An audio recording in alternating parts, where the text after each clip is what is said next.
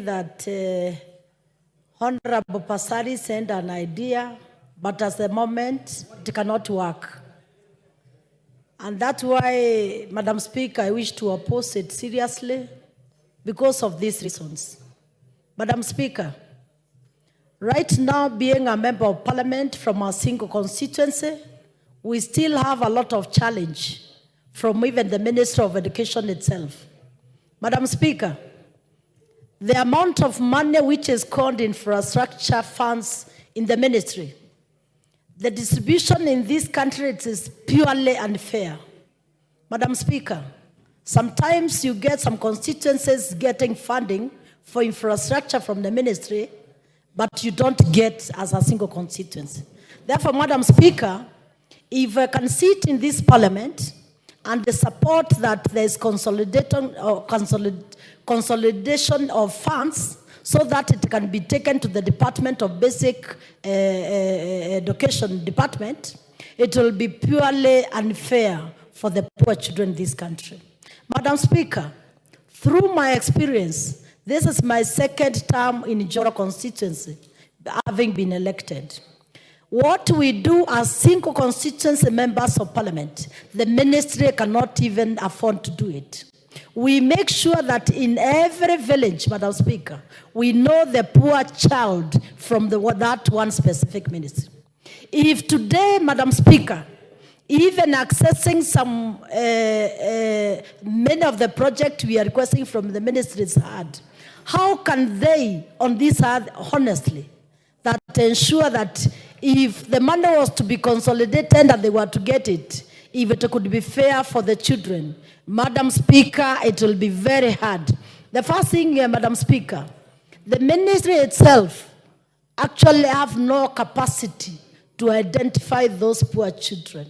Madam Speaker, the ministry will get what we call the burden of proof for the poor child in the villages. Therefore, Madam Speaker, I'm standing to say that if today we can sit in this parliament and we say that the GAF funds, the NGCDF funds is consolidated, it is taken back to the ministry, Madam Speaker, that would be very wrong. And why am I saying that, Madam Speaker? It is because there will be unfairness to the poor children. And Madam Speaker, I'm happy today that you are seated there and you are single constituency member of parliament like myself, and we know actually what we undergo in our respective constituencies. Therefore, Madam Speaker, even the proposal of this one of collapsing all the bursary schemes, it will make it very hard for our poor children to access education. And why, Madam Speaker, I take it very seriously to protect bursary in this country, it is because the funds we have given to the poor children in our villages has given them a level to sit like even also the able students in this country, therefore bringing away proposing that we consolidate the funds. Madam Speaker, there will be a lot of cries in this country. And Madam Speaker, you have also experienced, most of us single constituency members of parliament, lately, even after the court declaration of NCDF nullification, Madam Speaker, it has also brought a lot of thorny issues in the country. Kenyans are worried.